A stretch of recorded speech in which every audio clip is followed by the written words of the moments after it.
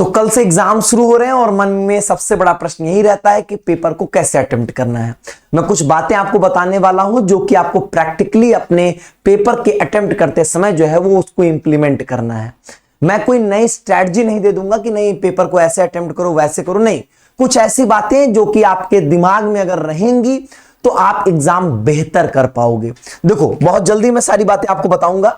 सबसे पहली चीज, कुछ चीजें पेपर अटेम्प्ट करने से पहले बहुत इंपॉर्टेंट है।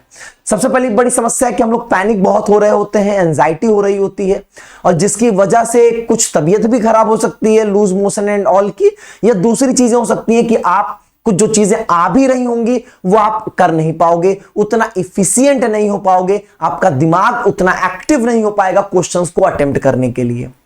तो पहली चीज दिमाग में एक बात रखो यार, जो आपने पढ़ा है वो बेहतर पढ़ा है और जो आपने पढ़ लिया अब इससे ज्यादा कुछ आप ऐड ऑन कर नहीं सकते थे। तो अब जो हो चुका है उसके बारे में क्यों सोचना, जो चीज आपके कंट्रोल में नहीं है उसके बारे में क्यों सोचना। जो 1 घंटे का आपका ड्यूरेशन होगा एक सब्जेक्ट के लिए, उस 1 घंटे को हम अपना बेस्ट परफॉर्मेंस दे दें, बाकी जो होगा वो देखा जाएगा। तो इसलिए अपने ऊपर कॉन्फिडेंस रखो, जो आपने पढ़ा है वो बेहतर पढ़ा है, वैसी ही चीजें एग्जाम में आएंगी, कुछ नया नहीं आएगा। फालतू में आप पैनिक हो रहे हो। जब आप इतना अच्छा पढ़े हो, इतनी मेहनत किए हो, जब पेपर देने बैठोगे हर क्वेश्चन आपको आएगा। तो अपने ऊपर कॉन्फिडेंस रखो, जो आपने पढ़ा वो बेहतर पढ़ा है, ठीक है। तो पैनिक मत करिएगा, कॉन्फिडेंट रहिएगा, जिससे क्या होगा कि इससे ये नहीं होता कि इससे आपका पेपर बहुत अच्छा चला जाएगा, इससे माइंडसेट अच्छा होगा, पेपर अप्रोच आप अच्छे तरीके से करोगे। पेपर का बढ़िया होना सिर्फ आपके पढ़ाई पे डिपेंड नहीं करता है, डिपेंड करता है कि आपका टेम्परामेंट क्या है, आप कैसे पेपर को अप्रोच कर रहे हो, उसको किस तरीके से आप ले रहे हो। बहुत सारे बच्चे पढ़ते बहुत अच्छा है, इतना पैनिक कर जाएंगे कि आता हुआ क्वेश्चन भी वो गलत करके आएंगे, जो कहेंगे सिली मिस्टेक हो गया यहां पर। लास्ट मोमेंट को हेक्टिक मत बनाना। लास्ट मोमेंट को हेक्टिक मतलब एडमिट कार्ड प्रिंट नहीं कराए हैं, लेफ्ट हैंड का थंब इंप्रेशन नहीं लगाया है, फोटो नहीं चिपकाया है, सेंटर पे जाके ये सब करेंगे, अपना डॉक्यूमेंट सही से नहीं लेके गए हैं, मतलब प्रॉब्लम अपने आप से क्रिएट कर दिए हैं। अब वहां पे जाके आपको कहेगा आप लाइन से बाहर रहो, अभी हम देखते हैं आपको, सारे बच्चों का करा लेगा फिर आपका करेगा। अब वो सब जो होता है ना वो दिमाग में बहुत नेगेटिव असर डालता है और आपके दिमाग में सिर्फ नेगेटिविटी आती रहेगी। जिस दिमाग को एक्टिव होना है, फ्रेश होना है ताकि एग्जाम अच्छे से अटेम्प्ट हो, वो दिमाग तो लगा है किसी और चीज में, तो फिर आप कैसे पेपर को अच्छे से अटेम्प्ट करोगे, इम्पॉसिबल हो जाएगा आपके लिए। तो लास्ट मोमेंट को हेक्टिक नहीं बनाना, एक दिन पहले ही अपनी सारी चीजों को व्यवस्थित कर लेना है।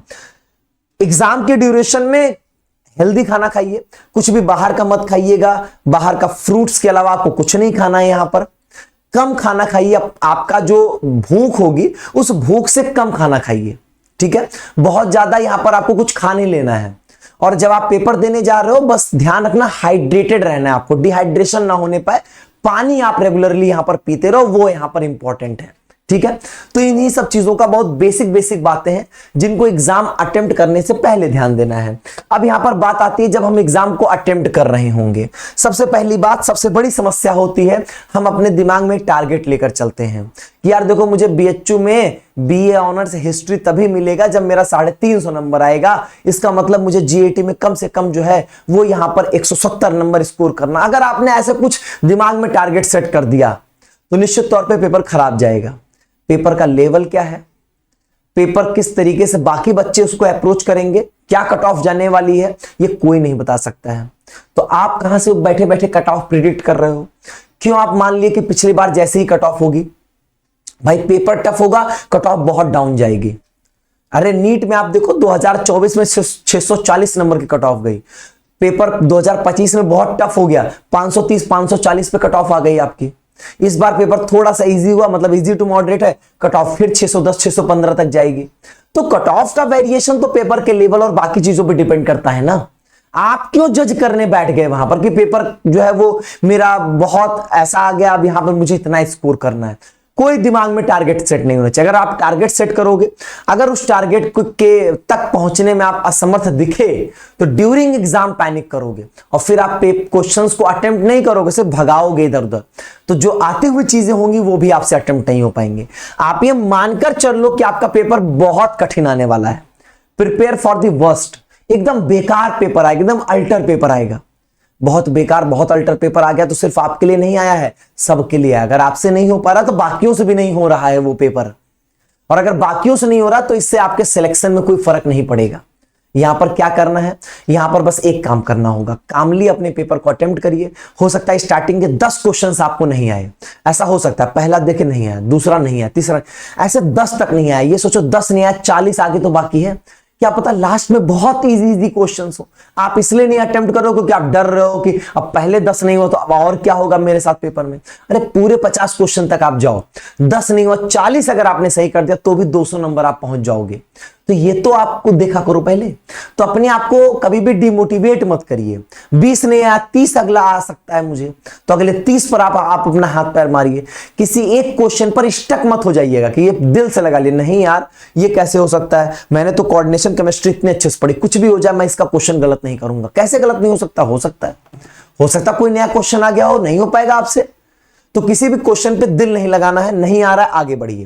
क्योंकि 50 क्वेश्चन में ऐसा ना हो जाए कि आपने 50 पढ़ा ही नहीं, लास्ट के 10 क्वेश्चन एकदम आसान थे, हलवा थे, सिर्फ टिक मारना था देख देख के। क्या पता वो आपके क्वेश्चंस बहुत इजी थे, हर क्वेश्चन का इक्वल वेटेज है, 5 नंबर का ही है, तो क्यों किसी क्वेश्चन पे यहां पे दिल लगाना है। यहां पर तो किसी भी क्वेश्चन पे स्टक मत होइएगा, पूरे पेपर को कामली अटेम्प्ट करिएगा। अगर पेपर बहुत टफ आ गया तो, बहुत ईजी आ गया तो ओवर एक्साइटेड होकर सिली मिस्टेक्स मत करने लगेगा।